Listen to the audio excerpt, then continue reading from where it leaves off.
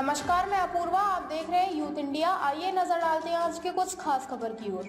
मोदी की भूटान यात्रा खराब मौसम के कारण रद्द। आज से 2 दिन का दौरा था। विदेश मंत्रालय ने कहा नई तारीखें तय की जा रही। प्रधानमंत्री नरेंद्र मोदी की 2 दिवसीय भूटान यात्रा रद्द कर दी गई है। विदेश मंत्रालय ने बुधवार 20 मार्च को कहा कि खराब मौसम के कारण पीएम की यात्रा को स्थगित किया गया है। अब दोनों देश इस यात्रा के लिए नई तारीखों पर काम कर रहे हैं। पीएम मोदी 21 मार्च को पड़ोसी देश भूटान की 2 दिवसीय यात्रा पर जाने वाले थे। विदेश मंत्रालय के जारी बयान के मुताबिक भूटान के पारो एयरपोर्ट पर मौसम की स्थिति खराब होने के चलते 21-22 मार्च 2024 को प्रधानमंत्री मोदी की भूटान की राजकीय यात्रा को स्थगित करने का निर्णय लिया गया है। नई तारीखों के लिए दोनों पक्ष राजनयिक चैनलों के माध्यम से काम कर रहे हैं। भूटान के प्रधानमंत्री टोबगे हाल ही में भारत की 5 दिवसीय यात्रा पर थे। जनवरी 2024 में पीएम बनने के बाद यह उनकी पहली विदेशी यात्रा थी। अपनी यात्रा के दौरान टोबगे ने राष्ट्रपति द्रौपदी मुर्मू, पीएम मोदी से मुलाकात की थी। साथ ही कई कार्यक्रमों में शामिल हुए थे। दिल्ली के मुख्यमंत्री अरविंद केजरीवाल ने शराब नीति घोटाला केस में एनफोर्समेंट डायरेक्टोरेट ईडी के समन के खिलाफ हाई कोर्ट में एक और याचिका लगाई है। केजरीवाल ने कोर्ट से कहा है कि वे ईडी के सामने पेश होने के लिए तैयार हैं। हालांकि उन्हें भरोसा दिया जाए कि जांच एजेंसी उन्हें गिरफ्तार नहीं करेगी। दिल्ली हाई कोर्ट के जस्टिस सुरेश कुमार कैत की अगुवाई वाली डिवीजन बेंच केजरीवाल की याचिका पर आज गुरुवार को सुनवाई करेगी। ईडी ने आज ही केजरीवाल को शराब घोटाला केस में पूछताछ के लिए बुलाया है। उन्हें 17 मार्च को 9वां समन भेजा गया था।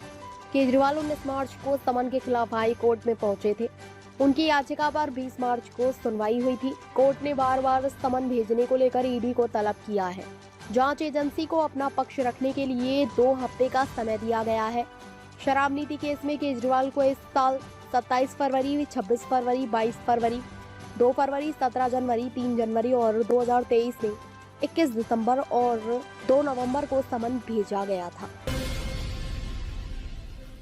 सोना आज यानी गुरुवार 21 मार्च को ऑल टाइम हाई पर पहुंच गया है। India Boolean and jewellers association के मुताबिक 10 ग्राम सोना 1,269 रुपए बढ़कर 66,968 रुपए तक पहुंच गया है। इससे पहले कल यानी 20 मार्च को ही सोने ने 65,646 रुपए प्रति 10 ग्राम का ऑल टाइम हाई बनाया था। वहीं आज चांदी में भी शानदार तेजी है। ये 1,562 रुपए महंगी होकर 75,448 रुपए प्रति किलोग्राम पर पहुंच गई है। इससे पहले बीते दिन चांदी का भाव 73,886 रुपए था। चांदी ने बीते साल यानी 2023 में 4 दिसंबर को 77,073 का ऑल टाइम हाई बनाया था।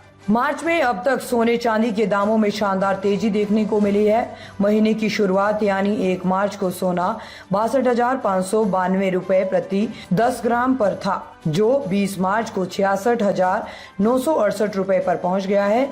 यानी 20 दिनों में ही इसकी कीमत में 4,376 रुपए प्रति 10 ग्राम महंगा हो चुका है। वहीं चांदी भी 69,977 रुपए प्रति किलोग्राम से बढ़कर 75,475 रुपए पर पहुंच गया है। खाते फ्रीज करने पर सोनिया राहुल, खड़गे की प्रेस कॉन्फ्रेंस। राहुल बोले आईटी का एक्शन नियमों के खिलाफ, पर चुनाव आयोग और कोर्ट चुप रहे। कांग्रेस अध्यक्ष मल्लिकार्जुन खड़गे, सोनिया गांधी, राहुल गांधी और अजय माकन ने गुरुवार को दिल्ली पार्टी हाईक्वार्टर में सुबह 11:30 बजे प्रेस कॉन्फ्रेंस की।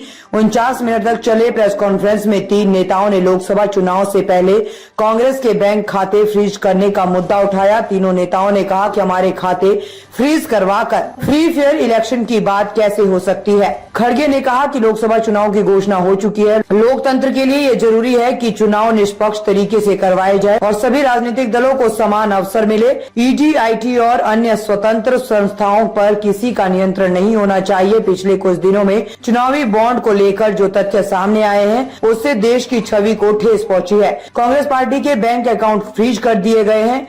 किसी कोर्ट ने या चुनाव आयोग ने चू तक नहीं की। किसी ने कुछ नहीं कहा। हमें देश के 20% लोगों ने चोट किया।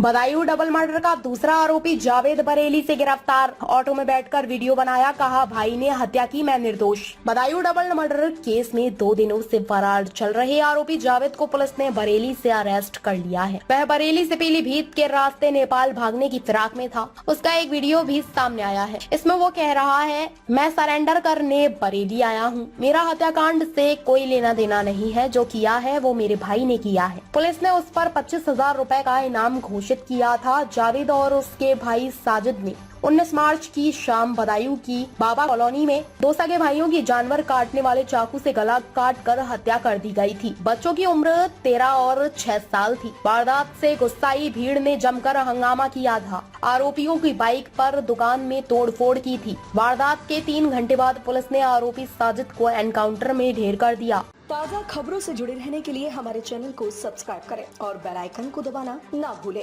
ताकि हर खबर की नोटिफिकेशन आपको मिलती रहे।